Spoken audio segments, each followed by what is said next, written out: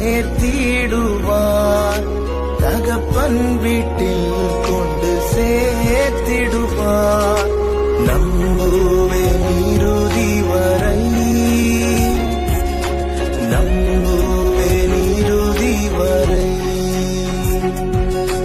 நம்புவேன் இறுதி வரை,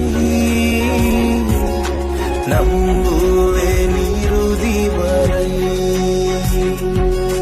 யாக்கோபின் தேவன் என் தேவன், எனக்கென்றும்